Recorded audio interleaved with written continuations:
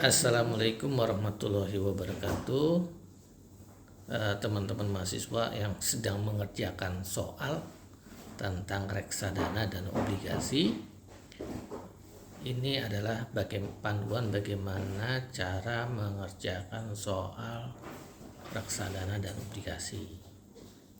Pertama, untuk reksadana, teman-teman harus memperhatikan minimal 3 hal, yaitu pertama mengenai modal atau investasi yang ditanamkan, kemudian tentang nilai aktiva bersih, dan yang terakhir adalah mengenai unit penyertaannya.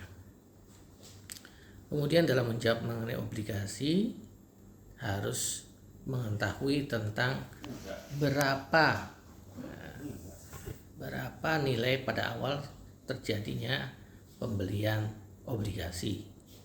Kemudian kapan obligasi itu diterbitkan, untuk mengetahui kapan obligasi itu jatuh tempo, karena obligasi itu tidak dibayarkan biasanya tiap bulan, tetapi dibayarkan pada periode tertentu, misalnya 3 bulan sekali atau 6 bulan sekali. Jadi tanggal diterbitkannya itu untuk menghitung kapan bonus atau kupon obligasi itu dibayarkan.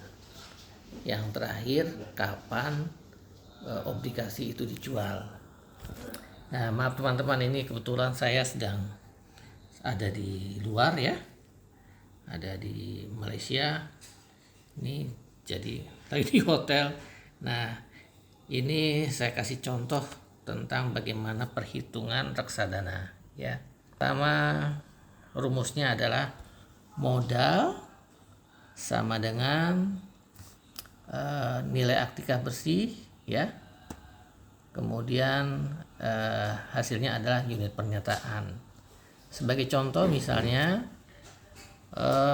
kalau kita mempunyai modal 9 juta, kemudian nilai aktiva bersihnya 900, maka pada saat kita memulai investasi, kita akan mempunyai 10 unit penyertaan.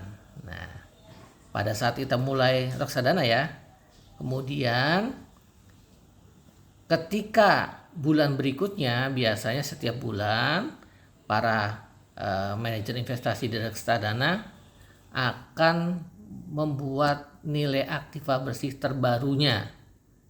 Nah, kan sudah dapat nilai unit penyertaannya kan ya, tinggal berapa keuntungannya dengan cara unit penyertaan dikalikan dengan NAB terbarunya. Nah, setelah dapat, kemudian baru dibagi atau dikurangi dengan modalnya. Ya, contohnya misalnya kita modal awal 9 juta ya, kemudian dari 9 juta itu pada saat kita awal kita NAB-nya 900, maka kita dapat 10 unit penyertaan.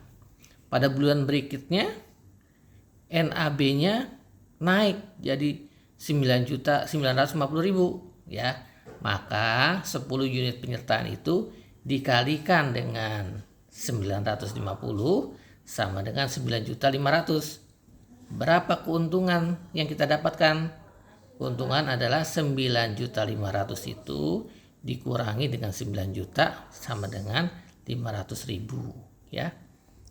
Begitu ya. Jadi kalau ada salah satu komponen yang tidak ada, bisa dicari dengan membagi atau mengurangi komponen-komponen yang sudah ada.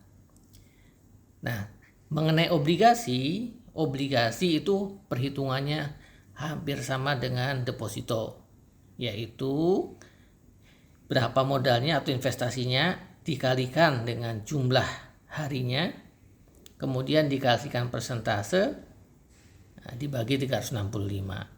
Jumlah hari ini karena setiap bulan tidak sama, maka jumlah hari dihitung dari hari pertama kita menempatkan investasi sampai hari terakhir kita mendapatkan bonus.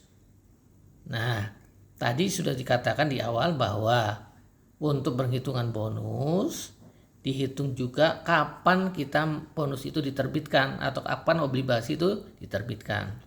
Jadi misalnya kita itu beli deposito yang diterbitkan 1 Januari.